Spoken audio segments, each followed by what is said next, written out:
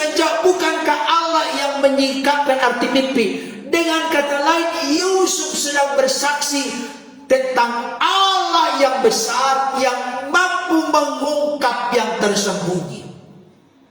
Kesempatan yang untuk bersaksi, dia di penjara sebagai kesempatan untuk bersaksi, Bapak Ibu Saudara. Apa pembelajarannya untuk kita? Biarlah Bapak Ibu Saudara bersaksi akan kekuatan kuasa Tuhan. Ketika Bapak Ibu Saudara dalam keadaan bermasalah, tetaplah menjadi saksi bagi kemudian Tuhan dan menjadi berkat yang bermanfaat bagi sesama manusia. Sangat indah mempelajari firman Tuhan, Bapak Ibu Saudara.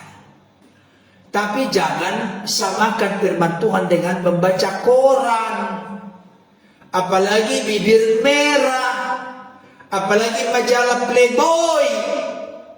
Jangan samakan, Bapak Ibu Saudara. Miliki hati pikiran yang jernih dan terbuka. Tuhan, aku rindu disapa oleh Engkau. Melalui firman, nyatakanlah isi hati dan maksudmu. Berbicaralah karena roh dan jiwaku lapar dan haus akan kebenaran. Dekatilah Tuhan dengan prinsip demikian, Bapak Ibu Saudara. Maka Tuhan Maha Baik, Dia pasti berbicara, menyatakan isi hatinya kepada kita. Amin, Bapak Ibu Saudara. Apa yang terjadi, Bapak Ibu Saudara? Yusuf selain mensuplai apa yang mereka butuhkan, hidangan, makanan, minuman, pakaian, semuanya Yusuf yang mengurus. Yusuf peduli, care kepada mereka. Dia tahu juru minuman, juru roti sedang bersusah hati. Dia bertanya kepada mereka. Dia tunjukkan kemurnian dan ketulusan hatinya untuk peduli kepada juru minuman, juru roti. Yang paling ajaib dan luar biasa, Bapak Ibu Saudara, Tuhan karuniakan hikmat dan kebijaksanaan kepada Yusuf, sehingga Yusuf bisa mengartikan makna dari mimpi juru minuman dan juga juru roti. Sekalipun juru roti nanti akhirnya digantung, tapi juru minuman ini, apa yang diartikan oleh Yusuf persis sama 100%. Itulah, kalau penyingkapan datangnya dari Tuhan, maka pasti tidak akan meleset, menyimpang, keliru atau salah. Jadi Yusuf berperan untuk membuat hati juru minuman ini bangga, senang, bersyukur, sukacita, kalau kita bahasakan konteks sekarang. Karena Yusuf berhasil menyingkapkan makna atau arti dari mimpinya, bahwa dia akan dikembalikan kepada kedudukan semula setelah 3 hari di penjara bersama dengan Yusuf. Dan memang benar dia dikembalikan kepada jabatan semula sebagai juru minuman raja. Tapi ada pesan, ada permohonan, ada permintaan dari seorang Yusuf kepada juru minuman ini. Saya pikir sangat wajar Bapak Ibu Saudara.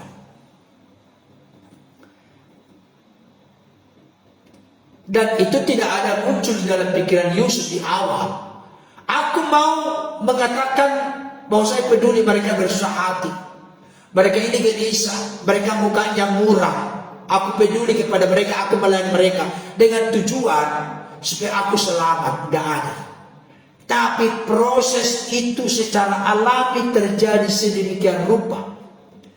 Ketika Yusuf sudah mengartikan mimpi dari juru minuman, ada permohonan yang diselipkan Yusuf di sini, dan permohonannya tidak muluk-muluk, Bapak Ibu Saudara. Kita lihat ayat 14. Ayat 14 sampai 15. Tetapi ingatlah kepadaku apabila keadaanmu telah baik nanti. Tunjukkanlah terima kasihmu kepadaku dengan menceritakan hal ihwalku kepada Fir'aun, dan tolonglah keluarkan aku dari rumah ini. Sebab apa? Sebab aku diculik begitu saja dari negeri orang Ibrani.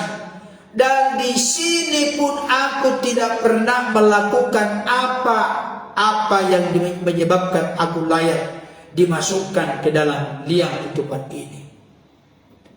Saya kasih tahu, perhatikan baik Bapak Ibu Saudara. Dari rangkaian cerita dan peristiwa ini, inilah satu-satunya peluang, kesempatan bagi Yusuf untuk mendapatkan keadilan. Beda dengan Brigadir Joshua. Kenapa Brigadir Joshua tidak bisa bicara lagi? Karena sudah almarhum, sudah wafat, sudah mati, sudah meninggal. Tapi di sini Yusuf masih bisa secerca harapan. Karena kalau Yusuf berbicara kepada pengawal istana raja, kepala pengawal istana raja, yaitu Potifar, Potifar tidak mungkin lebih percaya kepada Yusuf daripada kepada istrinya Potifar sendiri. Sama dengan sekarang, tidak mungkin FS lebih percaya kepada Brigadir J kalau misalnya hidup daripada kepada pengakuan istrinya PC. Iya kan? Benar kan?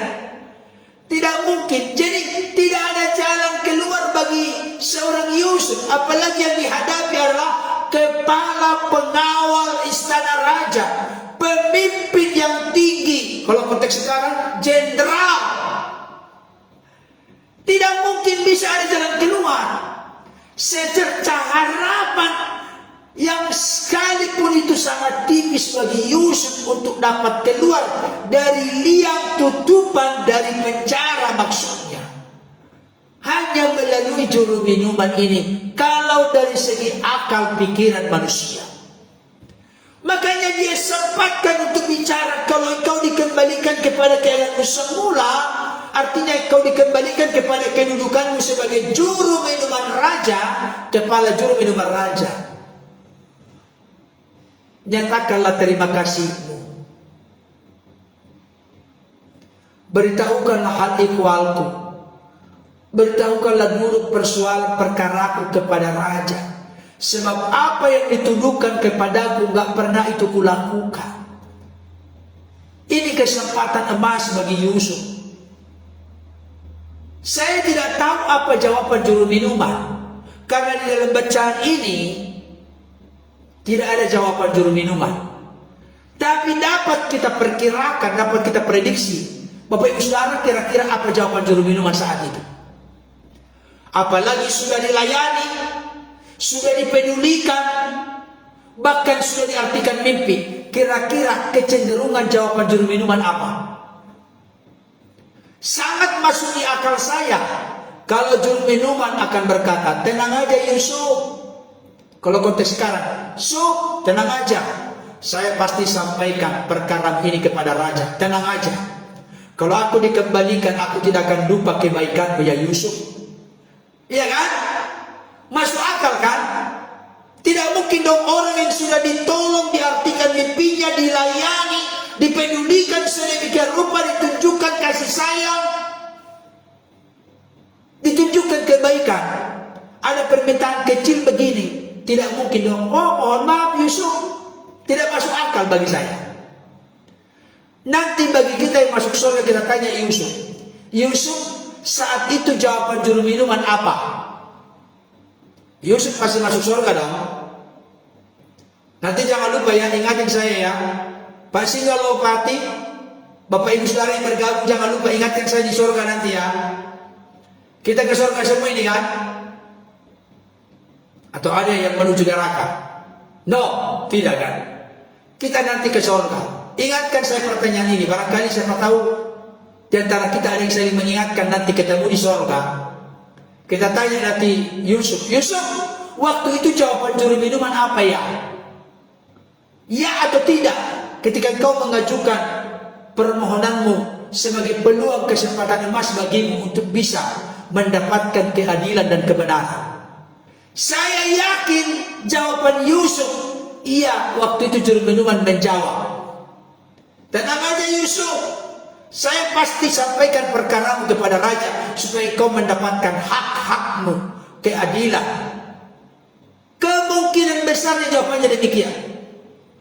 Tetapi apa yang terjadi Bapak Ibu Saudara, setelah juru minuman ini dikembalikan kepada jabatan semula sebagai kepala juru minuman raja, ayat 23 kita baca sama-sama.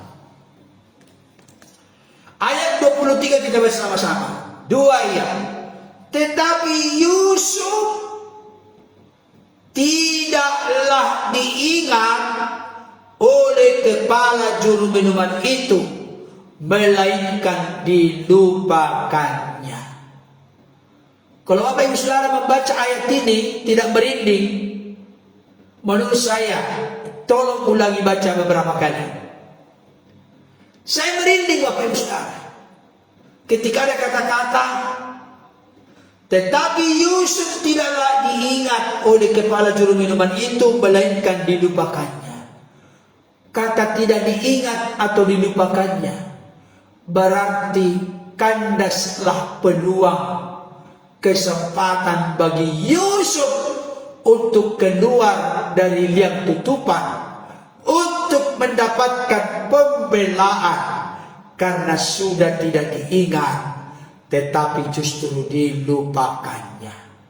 Tenggelamlah harapan, tenggelamlah jalan keluar, tertutup dan gelaplah peluang kesempatan bagi Yusuf untuk mendapatkan hak-haknya, untuk mendapatkan keadilan. Itulah konklusi, itulah kesimpulan dunia. Saya ulangi kembali, itulah kesimpulan dunia. Tapi dengarkan dan ingat baik-baik betapa indah dan senangnya belajar firman. Kalau manusia lupa akan kebaikan Yusuf, kalau juru minuman tidak mengingat kebaikan Yusuf, tapi ada satu pribadi yang menggenggam langit dan bumi, laut beserta segala isinya, yang memilikinya dan menciptakannya, yaitu Allah, Yahweh Elohim, Bapa di sorga. Dia tidak pernah lupa sedetik pun kepada Yusuf yang telah melakukan kebaikan dengan tulus kepada juru minuman. Juru minuman bisa lupa, tapi Tuhan tidak pernah lupa akan kebaikan yang tulus dilakukan oleh seorang Yusuf. Dengan kata lain, saya mau tandaskan dan golkan kepada kita, berapa banyak Bapak Ibu Saudara melakukan kebaikan dengan tulus kepada orang lain, tapi barangkali orang lain yang sudah Bapak Ibu tolong, dia meluncang, dia jadi sombong, berbalik arah untuk melecehkan kita, bahkan merendahkan kita, menghina kita, melupakan kita, tidak mengingat kebaikan yang kita lakukan. Saya mau tegaskan kepada Bapak Ibu Saudara saat ini, jangan sedih, jangan berduka, jangan menyesali kebaikan yang kau lakukan kepada orang lain. Lakukanlah itu dengan tulus, sekalipun orang lain lupa, tidak ingat kepada kebaikanmu. Karena ada satu oknum, raja di atas segala raja, pemilik alam semesta. Kalau manusia bisa lupa dengan kebaikanmu, tapi Tuhan mencatat kebaikanmu, dan Dia berbuat segala sesuatu indah pada waktunya, Dia pasti memberikan ganjaran yang terbaik kepadamu, kepada keluargamu, kepada istrimu, kepada suamimu, kepada anak-anakmu. Amin Bapak Ibu Saudara. Itu sebabnya rumus kita adalah kita tahu sekarang Allah turut bekerja dalam segala sesuatu, mendatangkan kebaikan bagi saudara dan saya, baik kita semua yang mencintai, mengasihi Dia, dan yang terpanggil sesuai dengan kehendak dan rencananya. Allah turut bekerja. Mari lakukan bagian kita dengan tulus, lakukan bagian kita dengan sungguh-sungguh, dengan segenap hati, maka Allah pasti turut bekerja. Allah tidak akan lipat tangan, Allah tidak akan ongkang-ongkang kaki, Allah tidak akan membalingkan wajahnya, tapi Allah akan menunjukkan wajahnya, menampakkan wajahnya kepada kita, bahkan mengulurkan tangannya untuk membela, menolong, dan membawa kita kepada kemenangan yang ajaib dan sempurna. Amin Bapak Ibu Saudara. Kita lanjutkan. Pasal 41 ayat 1. Ini perlu karena ada di sini durasi waktu. Kejadian 41 ayat 1. Dikatakan begini, setelah lewat 2 tahun lamanya, bermimpilah Fir'aun bahwa ia berdiri di tepi sungai Nil, dan seterusnya. Intinya raja bermimpi, Raja Fir'aun. Kita lihat ayat yang ke-6. Tetapi kemudian tampaklah juga, tunggu dulu ya. Sorry, ayat yang ke-8 Bapak Ibu Saudara. Ayat yang ke-8. Mari ayat yang ke-8. Pada waktu pagi gelisahlah hatinya, lalu disuruhnya memanggil semua ahli dan semua orang berilmu di Mesir. Fir'aun menceritakan mimpinya kepada mereka. Apa yang terjadi? Tetapi seorang pun tidak ada yang dapat mengartikan kepadanya. Tidak ada yang dapat mengartikan makna dari mimpi raja. Saudara yang dikasihi oleh Tuhan, ini sangat luar biasa. Lewat 2 tahun, bayangkan 2 tahun 365 kali 2 berapa? 350, 700 15 berarti 730 hari. Bayangkan 730 hari juru minuman lupa atau tidak ingat kepada Yusuf. 2 tahun itu waktu yang lama, singkat, sedang. Apalagi di liang tutupan, padahal Yusuf tidak pernah melakukan tindakan pelecehan kepada istri Potifar. Dia diperlakukan secara tidak adil karena dipitnah. Bahkan semenjak Yusuf sudah duluan masuk, setelah juru minuman, juru roti melakukan kesalahan, baru dimasukkan ke penjara di mana Yusuf berada. Sudah berapa lama Yusuf saat itu di penjara? Nggak tahu kita jelas. Tapi paling tidak ada waktu di sini setelah juru minuman itu dikembalikan ke jabatan semula. Lewat 2 tahun Bapak Ibu Saudara. 2 tahun itu penantian di penjara, itu bukan waktu yang singkat. Padahal yang dituduhkan kepada Yusuf gak pernah dia lakukan. Saudara yang dikasihi Tuhan, dengarkan baik. Kalau Tuhan sudah bertindak, tidak ada yang bisa menghalangi. Buat kalimat ini sebagai kalimat status kita. Kalau Tuhan sudah bertindak, tidak ada yang bisa menghalangi. Waduh, bagus sekali ya. Ulangi kembali. Kalau Tuhan sudah bertindak, tidak ada satu kuasa apapun di dunia ini yang bisa merintangi dan menghalangi. Waduh, merinding saya. Itu luar biasanya Tuhan kita. Juru minuman bisa lupa, tidak mengingat Yusuf. Tapi Tuhan punya cara yang jitu, cara yang ajaib, cara yang sangat indah dan brilian untuk membuka jalan bagi seorang Yusuf. Apa itu? Raja bermimpi. Ketika raja bermimpi, tidak ada seorang pun yang dianggap bijaksana, berkhidmat di seluruh Mesir, yang bisa mengartikan mimpi raja.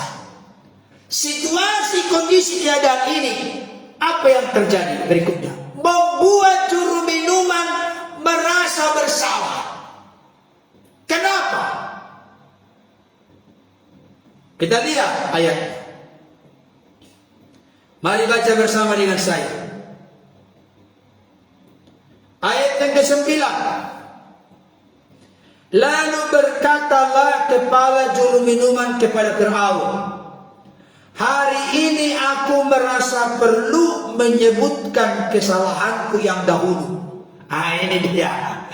Dipaksa oleh mimpi raja yang tidak bisa diartikan, membuat dia mengakui kesalahan. Bukan karena dia merasa bersalah kepada Yusuf sebelumnya, tapi karena mimpi raja tidak ada yang bisa mengartikan. Akhirnya mau tidak mau, suka tidak suka, dia terpojok. Karena dia juga harus mengambil hati dari raja kan. Apa yang terjadi berikutnya? Waktu itu tuanku Fir'aun murka kepada pegawai-pegawainya. Ini diceritakan yang sebelumnya ya.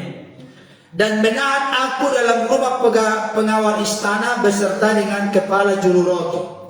Pada satu malam juga kami bermimpi, aku dan kepala juru roti itu. Masing-masing mempunyai mimpi dengan artinya sendiri. Bersama-sama dengan kami ada di sana seorang muda Ibrani, hamba kepala pengawal istana itu. Kami menceritakan mimpi kami kepadanya, lalu diartikannya kepada kami mimpi kami masing-masing. Dan seperti yang diartikannya itu kepada kami, demikianlah pula terjadi. Aku dikembalikan ke dalam pangkatku dan kepala juru roti itu digantung. Ini dia bersaksi, bercerita tentang apa yang dilakukan, kebaikan tulus yang dilakukan oleh Yusuf kepada juru minuman ini ketika dia dalam penjara bersama dengan juru roti. Kenapa dia mengingat ini? Bukan karena mengasihi Yusuf, tidak, tapi karena ada yang mentok, yaitu raja bermimpi, tidak ada yang bisa mengartikan mimpinya. Ayat 14, kita lihat keajaiban Tuhan terjadi. Kemudian Fir'aun menyuruh memanggil Yusuf. Segeralah ia dikeluarkan dari tutupan. Ia bercukur dan berganti pakaian, lalu pergi menghadap Fir'aun. Saudara dikasih Tuhan, keluarkanlah aku dari liang tutupan ini, kan gitu kata Yusuf tadi. Ternyata yang mengeluarkannya adalah Fir'aun. Karena apa? Karena Fir'aun butuh Yusuf untuk mengartikan makna dari mimpinya. Ayat yang ke-15, berkatalah Fir'aun kepada Yusuf, aku telah bermimpi dan seorang pun tidak ada yang dapat mengartikannya. Tetapi telah aku dengar tentang engkau.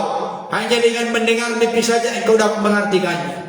Ayat 16, Yusuf menyaut Fir'aun, bukan sekali-kali aku, malaikat Allah juga yang akan memberitakan kisah terang kepada tuanku Fir'aun. Kembali lagi bersaksi tentang kebesaran, kemuliaan, kehormatan, keagungan Tuhan yang memberi kesejahteraan kepada siapapun yang dikenalnya dan kepada siapapun Tuhan berkenan memberikannya. Lalu berkatalah Fir'aun kepada Yusuf, dalam mimpiku itu aku berdiri di tepi sungai Nil. Lalu tampaklah dari sungai Nil itu keluar 7 ekor lembu yang gebuk. Ya, itu kan nanti Bapak Saudara bisa baca ya mimpinya. Udah. Ayat 25, langsung kita ayat 25. Kan ceritanya dari ayat 17 sampai 24, Fir'aun menceritakan mimpinya. Nanti Yusuf akan mengartikan, kan begitu. Ayat 25. Lalu kata Yusuf kepada Fir'aun, kedua mimpi tuanku Fir'aun itu sama. Allah telah memberitahukan kepada tuanku Fir'aun apa yang hendak dilakukannya. Sudah. Dan seterusnya. Kesimpulannya Bapak Ibu Saudara, Yusuf keluar dari liang tutupan penjara. Dan Yusuf diangkat menjadi Perdana Menteri yang menyelenggarakan roda pemerintahan di seluruh Mesir, lebih tinggi pangkatnya dari juru minuman. Amin Bapak Ibu Saudara. Ini luar biasa. Karena Raja Fir'aun berkata, tidak ada seorang pun kudapati di Mesir yang demikian berhikmat dan berakal budi seperti engkau, yang demikian penuh dengan roh. Mulai hari ini aku kuangkat menjadi penguasa di Mesir. Hanya tahta ini perbedaannya antara aku dengan engkau.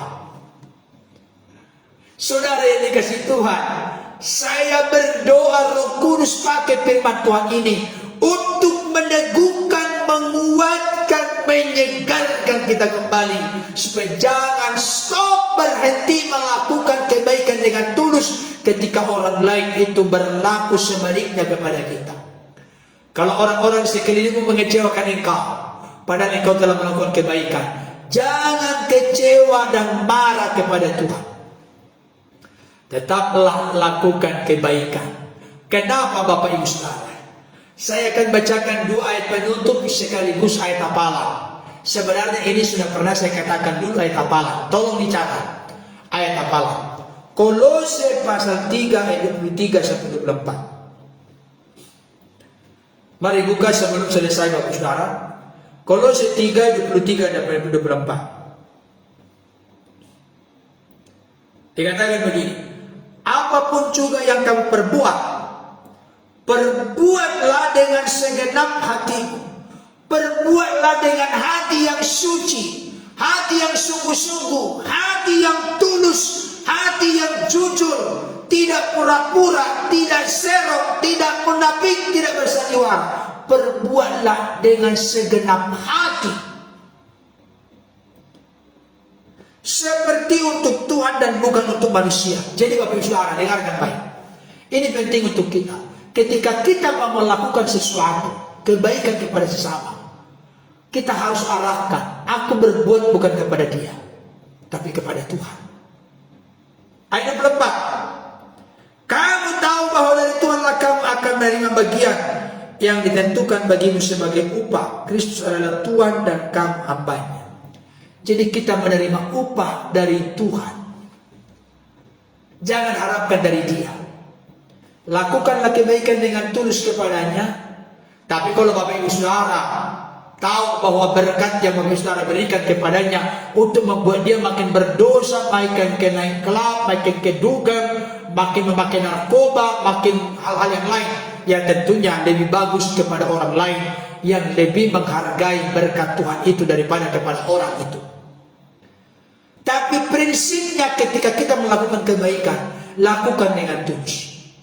Kalau orang lain bisa lupa, orang lain tidak mengingat kebaikan kita, jangan lupa ada Tuhan yang maha besar, yang mencipta langit bumi laut beserta segala isinya, yang tidak akan pernah melupakan kebaikan kita. Lakukanlah dengan segenap hati, dengan tulus kebaikan, tindakan kasih yang kita lakukan. Karena dari Tuhanlah kita menerima balasan. Satu lagi, penutup. Tolong yang tadi ayat hafalannya. 2 Tawarik 31 ayat 20 sampai 21. 2 Tawarik 31 ayat 20 sampai 21. Sudah? 2 Tawarik 31 ayat 20 sampai 21. Demikian bunyinya. Demikianlah perbuatan Hizkia di seluruh Yehuda. Ia melakukan apa yang baik, ya melakukan kebaikan. Apa yang jujur, tadi kata jujur itu tulus. Berarti Hizkia melakukan kebaikan dengan tulus. Dan apa yang benar di hadapan Tuhan Allahnya. Jadi semua kebaikan yang kita lakukan dengan tulus harus dilandasi dengan apa yang benar di mata Tuhan. Jangan sampai kita melakukan kebaikan dengan tulus, tetapi tidak didasari dengan kebenaran. Tidak boleh kita kompromi dengan dosa. Seperti dulu Robin Hood, dia mau menolong orang miskin, yatim piatu, anak-anak terlantar, tapi caranya dengan mencuri. Mencuri dari menolong orang miskin. Tujuan yang baik harus dicapai dengan cara yang baik. Ayat 21. Dalam setiap usaha yang dimulainya untuk pelayanannya terhadap rumah Allah dan untuk pelaksanaan Taurat dan perintah Allah, ia mencari Allahnya. Terakhir, semuanya dilakukannya dengan apa? Dengan segenap hati, dengan tulus, dengan jujur, dengan sungguh-sungguh, dengan benar-benar keluar dari hati yang suci, sehingga segala usahanya berhasil. Jadi orang yang melakukan kebaikan dengan tulus, melakukan segala sesuatu dengan segenap hati, pasti berhasil. Bukan saya yang menjamin, menggaransi, tapi firman Tuhan Bapa di surga. Saya mau katakan kesimpulannya begini. Selamat melakukan kebaikan dengan tulus dilandasi kebenaran. Walaupun orang lain lupa atau tidak mengingat kebaikan kita, percayalah Tuhan yang membalas segala kebaikan kita. Amin.